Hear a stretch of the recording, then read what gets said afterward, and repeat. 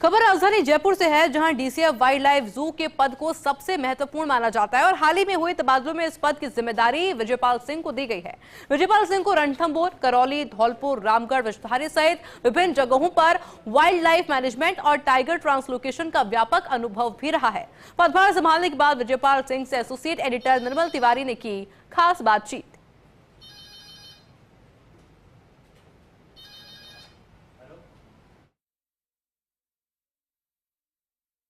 Jaipur wild life जू DFO एक ऐसी पोस्ट है जिसके पास तमाम तरह की जिम्मेदारियां हैं, चुनौतियां हैं, क्योंकि दोनों लेपर्ड रिजर्व की बात करें जालाना और आमागढ़, तो डीसीएफ वाइल्ड लाइफ जू के पास मुहाना की बात करें, इसके अलावा नाहरगढ़ बायोलॉजिकल पार्क की बात करें, टाइगर लॉयन सफारी की बात करें, हाथी गांव, तमाम तरह की जिम्मेदारी। और अब इस जिम्मेदारी को संभालने के लिए एक बड़े ही काबिल ऑफिसर हमारे साथ हैं। विजयपाल जी को जिम्मेदारी मिली है, हालिया जो ट्रांसफर उसमें। विजयपाल जी, सबसे पहले तो बहुत बधाई, बहुत शुभकामनाएं।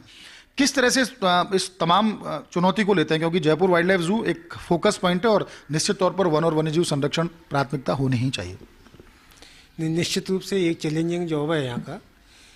यहाँ पर जिस तरह से आपने बताया कि बहुत सारे एस्पेक्ट हैं, डिफरेंट टाइप की एक्टिविटीज़ हैं यहाँ पे, और बिल्कुल मैं पूरे तन मन से और इसमें पूरा अपनी कोशिश रखूँगा कि किसी तरह का कोई विवाद भी ना हो और अच्छे तरह से अपनी ड्यूटी का निर्वहन करके और वाइल्ड लाइफ के कंजर्वेशन के लिए जितना हो सकेगा मैं अधिकतम अपना प्रयास जारी रखूँगा।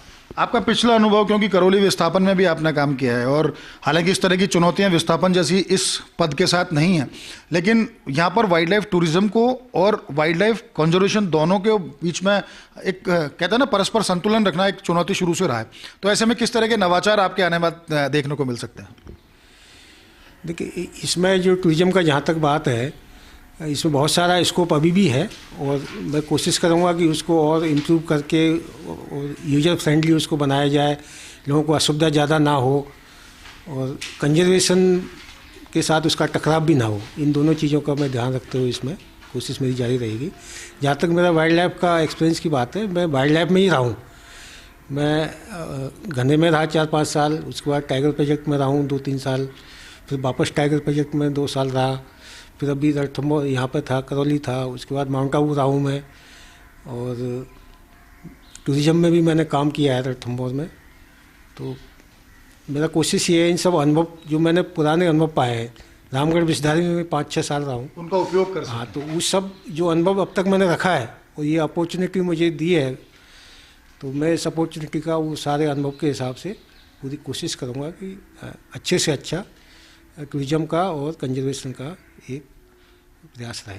देखिए विजयपाल जी, हालांकि ये सवाल पूछना भी जल्दबाजी होगा, क्योंकि अपन एनिमल एक्सचेंज प्रोग्राम की हम बात करते हैं। वो प्रोग्राम के तहत हमारे यहाँ काफ़ी हम वाइल्ड एनिमल्स को लेकर के आते हैं, क्योंकि बहुत एक रिच बन चुका है पूरा जो इलाका। हम बात करते हैं टाइगर सफारी, लॉयन सफारी या नाहरगढ़ बायोलॉजिकल पार्क की बात करते हैं, तो वो किस तरह से रहना, आपकी प्राथमिकता क्या रहनी है? बर्ड एवियरी बनने की बात थी, बहुत सारी योजना। हालांकि आप जैसे जैसे अब चूंकि आज तो आपने पदभार ही संभाला है और बड़े काबिल अफसरों की टीम आपके पास भी है, तो उम्मीद की जानी चाहिए कि इस तरह के प्रोग्राम्स और ज़्यादा तेज़ी से चलेंगे और यहाँ का जो फ्लोरा और फोना है, अगर हम जालाना या उसकी बात करें हम आमागढ़ की, तो वो और ज़्यादा उसमें रिचनेस देखने को मिलेगी। हाँ बिल्कुल, ये सारा प्रयास रहेगा और इसको बिल्कुल बढ़ाएंगे। Thank you so much, thank you so much. देखिए, आप हैं विजयपाल जी, आपने अभी डीसीएफ वाइल्ड लाइफ जू की जिम्मेदारी संभाली और निश्चित तौर पर जिस तरह का इनका पास्ट अनुभव रहा है, एक्सपीरियंस इसका रहा है, तो कहा जा सकता है कि जयपुर वाइल्ड लाइफ जू के डीएफओ की जिम्मेदारी सही हाथों में है। और माना जाना चाहिए कि जल्दी ही एनिमल एक्सचेंज प्रोग्राम की बात करें या नई लेपर्ड सफारी जो नाहरगढ़ में बननी है उसकी बात करें, या तमाम जो दूसरे जो एनिमल कंजर्वेशन की बात करें, वाइल्ड लाइफ कंजर्वेशन की, या फिर वन संरक्षण की बात करें, तो इस तरह के कामों में और ज़्यादा तेजी भी आएगी और नवाचार भी देखने को मिलेंगे। कैमरा पर्सन नरेंद्र शर्मा के साथ Nirmal Tiwari, first India news, Jaipur.